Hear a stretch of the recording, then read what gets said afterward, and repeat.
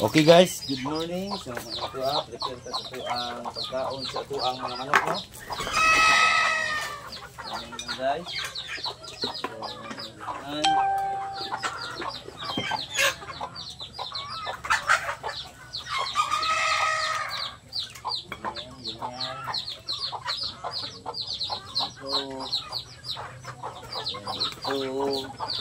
Dito. Okay. So, mo na itong gipakaon guys. Galimax to, no? So, ang sukat nito guys, ang sukat nito is 1 kilong 1 kilo at kalahati nga Galimax to at 1/4 nga crack corn at saka 1/4 na sibingkain. So, ganito guys, yung kain natin sa 5 months old natin na pumpkin, roundhead, kilso at saka Boston guys. So ito yung pagkain natin at ito din ang hinahalo natin sa pagkain ng ating mga alaga. Linagyan natin ng probiotic at saka vitamins, no? And then wheat feeding method tayo guys, wheat feeding. So ganito lang guys ang ginagawa ko guys. Haluan guys, yan. Yan, haluan. So dito guys. Haluan guys.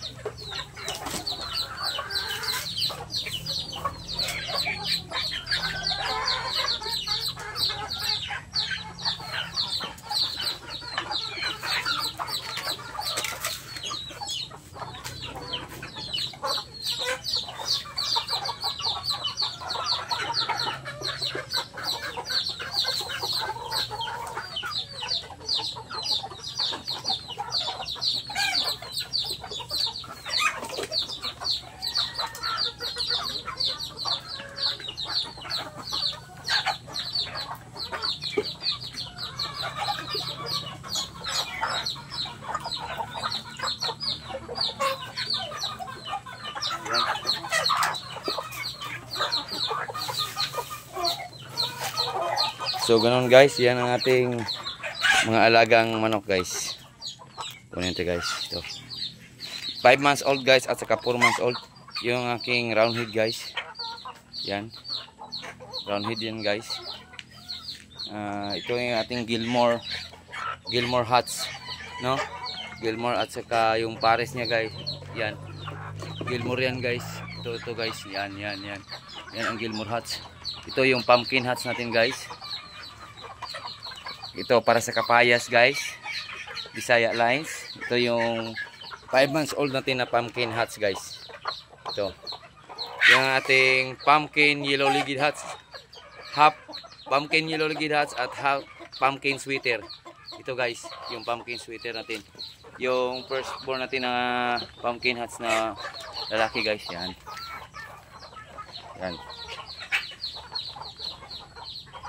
Yan ang sweater natin na bahay guys. Oh. Yan sweater natin guys. Yan mga alaga natin guys.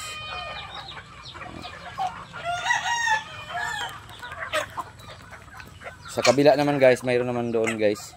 Yan ang pagkain natin guys ha. Hinaluan natin ng probiotic, multivitamins, amino acid at saka crack corn at sibingkains guys.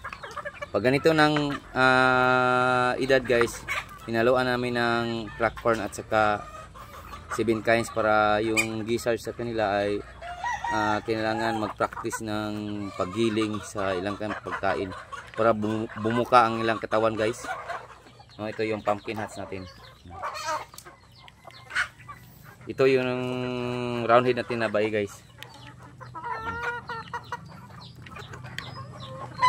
Yung maliit na pumpkin sweater guys.